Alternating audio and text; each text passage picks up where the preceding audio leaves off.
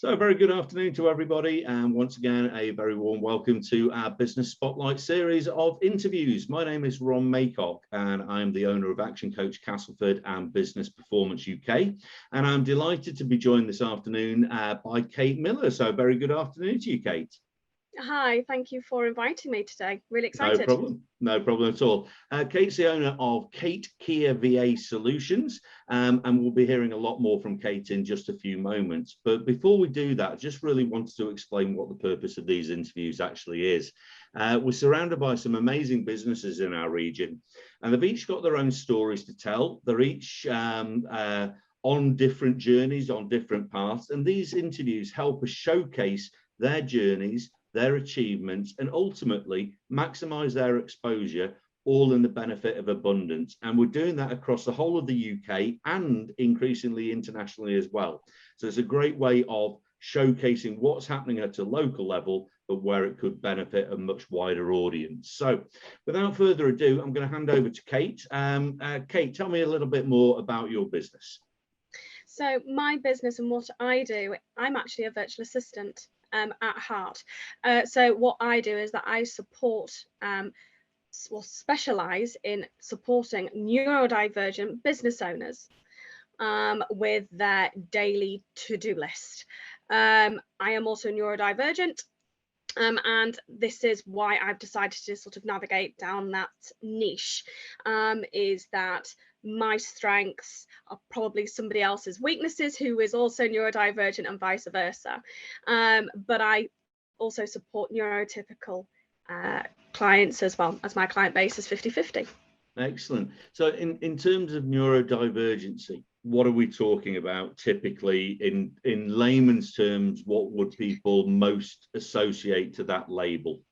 Yeah, so myself being dyslexic, so as part of the neurodivergent, we'll call it title, the umbrella term underpins ADHD, autism, OCD, and actually a couple of other symptoms, conditions as well, but it's dyscalculia, dyspraxia, dyslexia, ADHD. They're the main ones that people will understand. I'm not forgetting autism in there as well. Yeah. And the interesting thing is, increasingly now in the school system, there is support and identification of a lot of these different, I'll say labels, but you know, conditions, yeah, or neurodivergent traits. Not so much in business. Once you're into business, then I'm guessing that support infrastructure pretty much stops. Is that pretty much true, or is there support out there? No, there is support out there if you know about it. Mm-hmm. That's the thing. And 9 out of 10 times, people that I talk to normally don't know about it. So there are certain grants that can be, and funding that can be supported. So whether you are traditionally employed with an organisation, you can still get access to work support from the government, as well as if you're self-employed and you have or if you have a limited company, something along those lines. So just being able to access that money, if you have a diagnosis, an official diagnosis, you're able to access that pot of money. Yes. So interestingly on that, as a business owner myself, my interpretation would be through occupational health, employees within my business will be able to access support to enable them to do their job. There may be a little bit of financial support along the way, but as a business owner, that support isn't really geared towards me. So it's interesting that you know, they can give me a bit of money, but that's not solving my problem. My problem is solved by interacting with somebody who can help me be everything I can be as a business owner. So does that fit in with your model where you start to come into this? Yes, so that's actually there's 2 points there. One, how does actually grants like access to work support you as a business owner, which is actually, well, there could be funding for you to have coaching sessions with an ADHD professional if your employee has just been diagnosed with ADHD. So therefore, you know, or you're coached on how to get the best out of your employee. And the most common trait is actually the burnout. You know, we've heard a lot about that over the internet recently, and especially through lockdown. You know, this idea of burning out, and people with ADHD do that really, really quickly. So actually learning how to deal with that within the work environment. So there is the support there for the business side, but also then for the actual person who is ADHD, I'm just saying ADHD here as an example, you know, there is also then the opportunity, if they are self-employed, to therefore have support like a VA, like myself, to fund those hours. For example, a common amount of hours is between 8 and 10 per week. You know, geez, gosh, two hours a day, arguably, that, you know, that's a whole bunch of things that I could be doing, that takes away that pressure, that overwhelming feeling of I don't know where to start today, and actually do what the business owner does best. Yeah, and it's really interesting. I remember sitting through a talk and ultimately the questions afterwards, and it was directed at Professor Steve Peters from the Chimp Paradox and everything, and one of the questions was about neurodivergency and what's going on and how to manage it in real world situations. And a lot of this is just having a map to follow that goes deep enough into, so you're not having to respond to certain reactions, or you're not having to react to certain situations. You've got a plan, you've got a set of rules that you can keep following deep enough to get you moving forward again. And it's often that lack of clarity of what the path actually needs to be for the brain to follow that causes then the frustration or the anxiety that sometimes can manifest in these situations. So you said about the neurodivergent side of support that you give, but you also in non-divergent side of things. Yes. I don't know what the phrase is, but you know, traditional sort of way of thinking and supporting people in that in terms of VA. So yes. What's your sort of business split? Is it even split? Are you more geared towards neurodivergency, or is it just whoever needs your support will get support? Whoever needs my support will get my support. And there does seem to be a tendency, if I'm in a room, for example, networking, that I tend to gravitate towards people who are also neurodivergent, because we're probably stood in the back slightly panicking with a room full of 200 people. But as a business, I do support both sides, the neurotypical and the neurodivergent.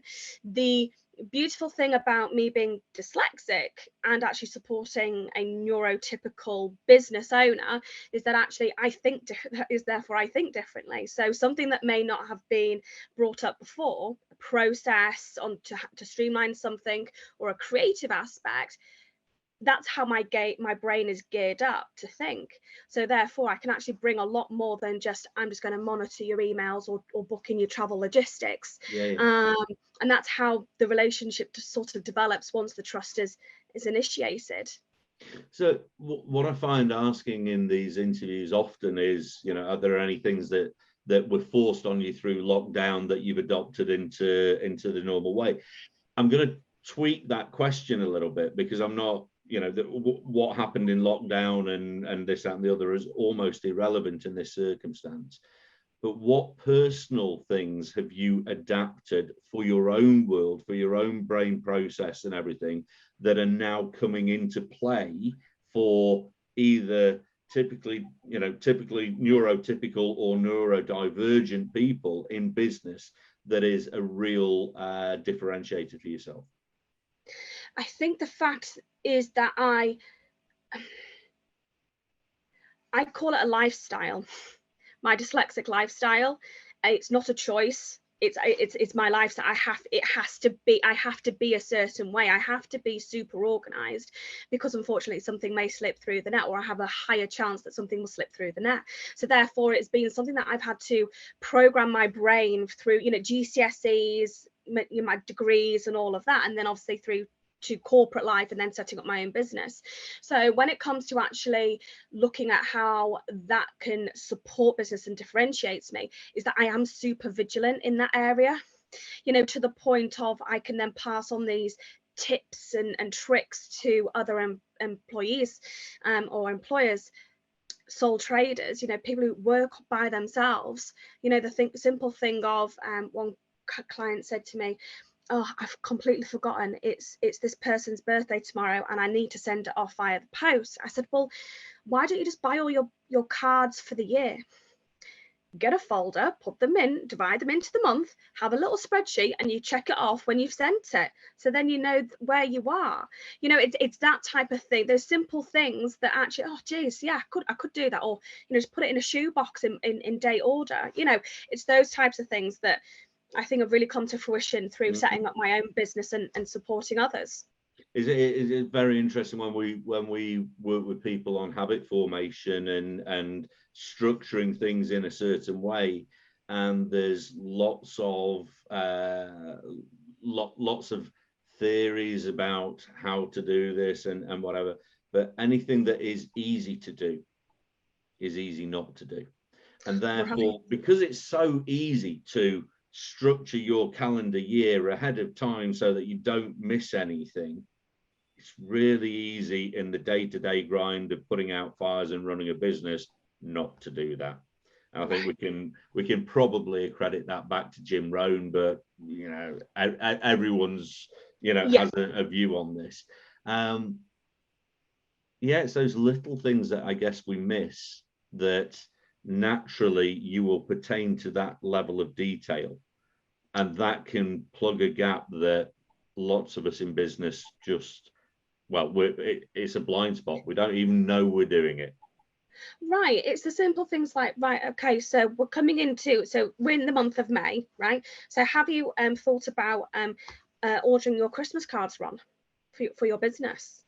Have you got the graphics sorted for that? It's that type of thinking, or are you going to do a Christmas get together for you and your team? Where are we at that? Because people start booking that come July, and your spaces are already booked up in hotels, blah blah blah. So it's that type of organization that sort of comes into play, I think, for me. It's what I almost class as and there are other brands available, but sort of Costco syndrome. So Costco syndrome, if you want to buy your Christmas decks, go in May. By the time it gets to Christmas, they're already into spring and summer and selling barbecues. So it's right. That plan that you're going to get what you want when you need it by planning 6-8 months ahead. So in terms of the specialisms that you bring, the process, the organization as a VA, that's a natural differentiator. As you say, that's part of your lifestyle. It's part of the you of being Kate Miller. So that is a critical part. Are there other areas that you specialize in terms of social media scheduling, marketing? Is it from a previous life in corporate and whatever that you gravitate to, as well as the organizational aspects? So I was in sales and account management for about 10-11 years, and I used to love it when they used to say, "Kate, can you go to this exhibition for me?" But what used to be the funny thing was that they would be like, "Kate, can you go to this exhibition? I know, but yeah, no problem, don't ask me twice." I absolutely love the social interaction and the networking and the relationship building part of business. So whether that, I used to call it the flirting side of networking. So if you're at an exhibition, just going, "Hey, how you doing? I literally don't know you from Adam. What are you here for today? What are you trying to find out? How can I help you?" I love that initial conversation. and it's therefore then building upon that, and it's the relationship building. You know, the account management, building an account to a point, or asking account when you first get it, going, right, what's your big plan? What's your bigger picture for the next 5 years, for example? How can I, as a business, but also me as a person, support you with the products that we offer to get to point X? Mm-hmm. Whatever they were. That's what I love, and that's another niche and a speciality that I offer, is I call it customer service, because there's so many different names for it. Yeah. Account management, you know, whatever. Customer service.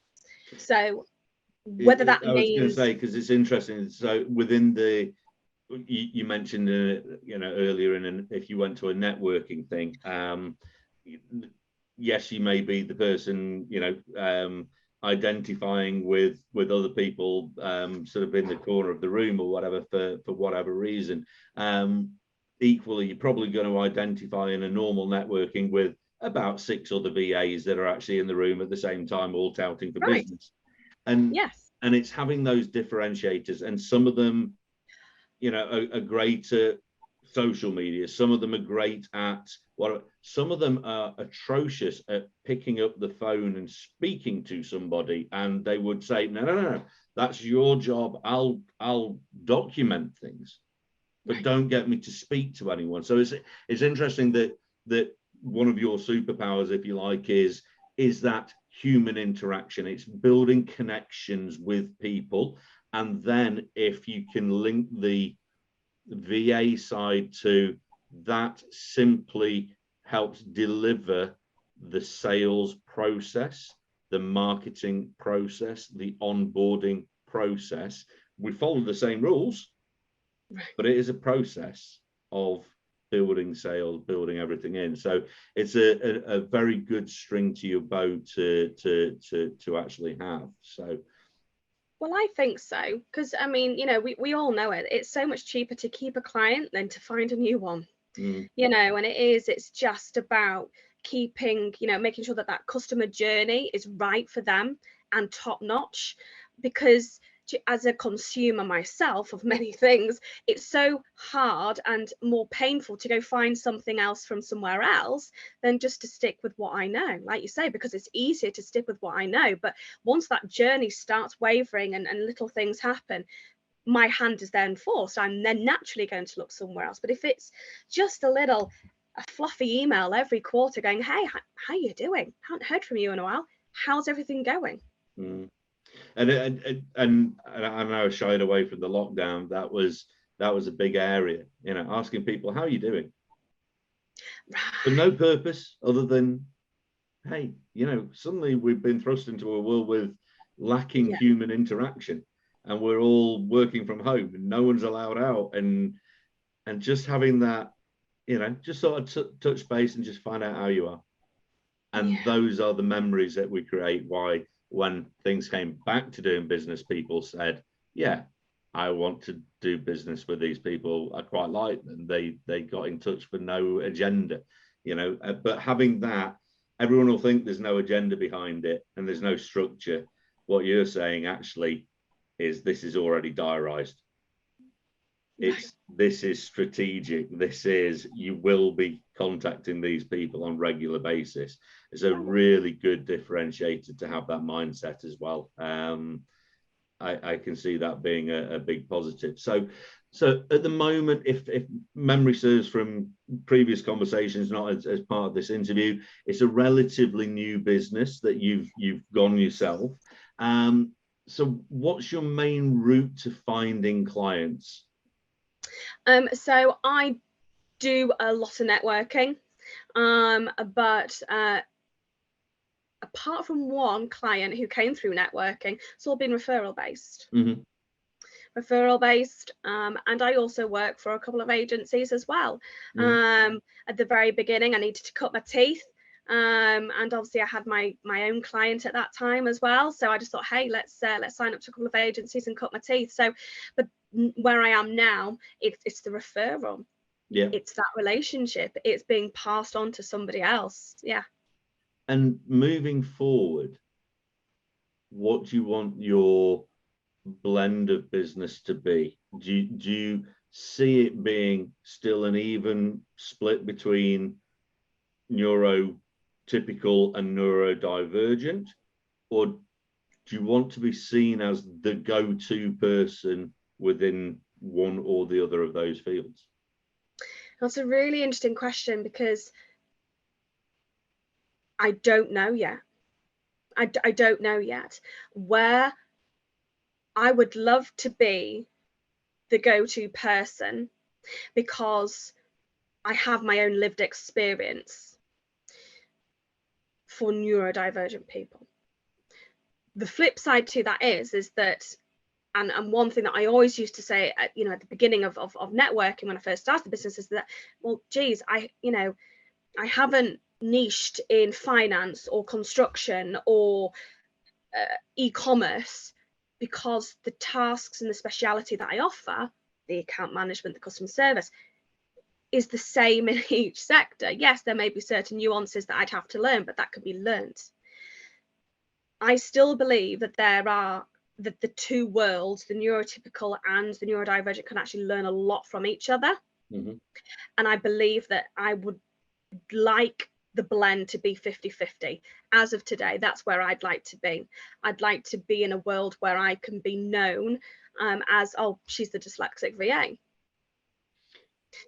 I think from almost from the outside, the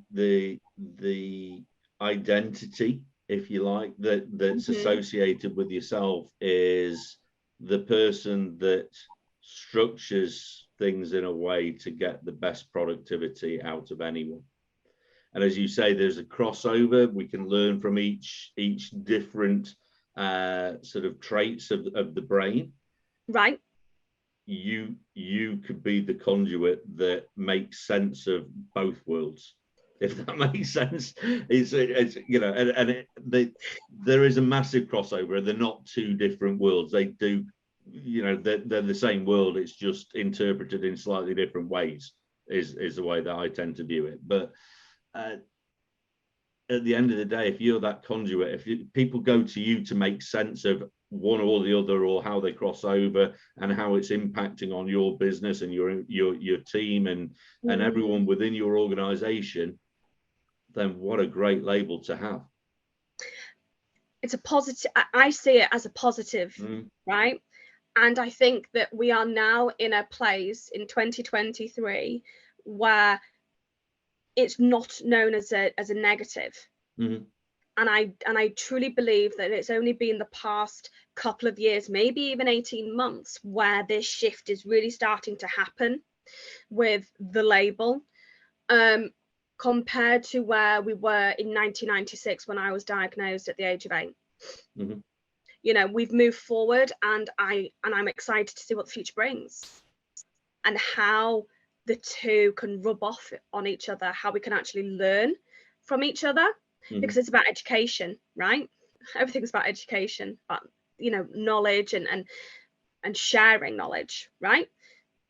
I believe that the community that I'm in, the neurodivergent community, needs to share more with the neurotypical, and an understanding and compassion. But then there's still a long way to go there. But it's really exciting to see where it's going to go. Yeah, absolutely. And in terms of, I appreciate you don't know as yet, and you would like to have this blend of both aspects of clients where they're learning from each other. The definition over time will evolve. Right. In your mind, what's next? You're relatively embryonic as a business. It's what, 8 months, 9 months? Right, so I started trading, as of like September, but the decision was made as of January. It's still early days and everything like that. What would you like to see as the next steps and next evolution of your business? I would love to get to a point where I have people working with me, supporting more businesses to get more funding through access to work to support their employees or to support themselves, so we can actually grow the economy, essentially. at the It's end of that the day. abundance kind of mindset, the more is more, you know, which fits in with the purpose behind these interviews. It's sharing journeys that are different for all the right reasons, memorable for all the right reasons, rather than just going, oh, well, it's someone saying that they are different, or finding differentiators that they don't necessarily need to find. You know, you can differentiate by being just brilliant as a BA. If you can identify that why you're brilliant as a BA is these traits, then that will widen the appeal to other people, whether they're, you know, neurotypical, neurodivergent, or you know, it doesn't really matter.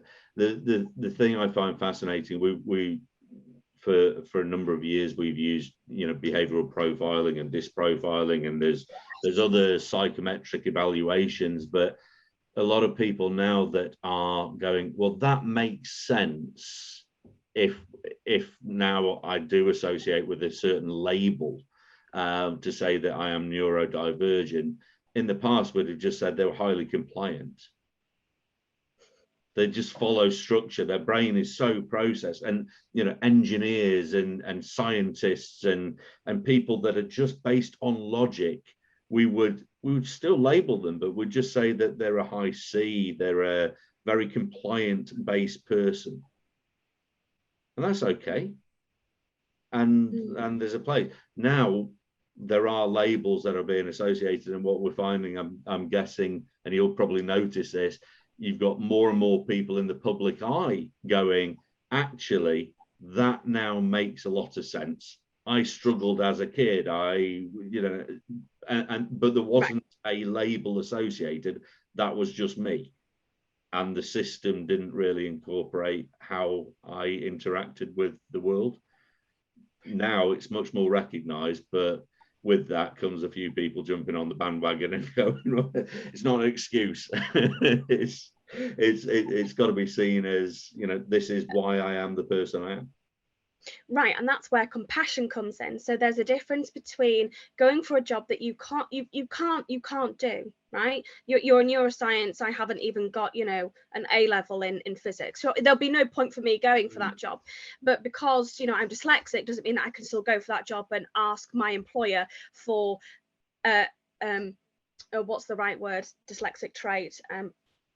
Appropriate dispensation or right, exactly. There's a difference, right? So for example, if I'm writing a sales email, me having Grammarly at 90 quid a year, I'm happy to pay for that myself, but my employer may actually be able to support me on that and fund that for me. There's a difference, and I think that having that label helps people to put the pieces together if they've had a diagnosis later on in life, which we are seeing. Only recently there was a documentary about ADHD. Was it a Panorama on BBC? Right, there are more people being diagnosed in later life, especially females, because actually the traits are completely different from male and female.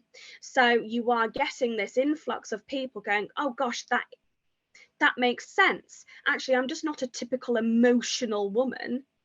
This is an ADHD trait. And it's interesting because it's a constantly evolving footprint at the moment of how this is defined and actually the understanding of what's going on. As I say, it's too easy at times to literally label categories. And what I absolutely love is this neurodivergent title or label that you're giving it, because it encompasses so many different aspects. And yeah, when you go down to the finer nuances of it, I'm sure certain things are different. Certain things, the difference between not being able to process words and letters or numbers, that's semantics to me. It's you're still having to think about things in a different way. or you're seeing things in a different way, and what to some, you know, becomes a challenge, to others becomes their superpower. That you can literally just go, well, yeah, I can literally reel off numbers, you know, in a way that no one else can. Right, and then you've also got the added addition of people who have ADHD and dyslexia, autism and ADHD. It's so the traits.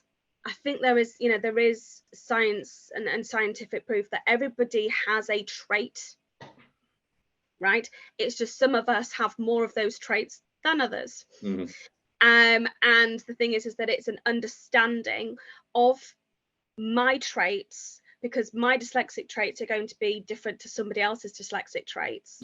And it's actually, from a business world, it's actually understanding my traits and then expressing that ironically to my employer, right? This is what I need help with, or this is my difficulties, but where I'm strongest is this. So maybe don't put me in situations where you're going to spring numbers on me, for example. So it's actually learning how to get the best out of each other, which is going to make the employer, the business successful, and you as a person.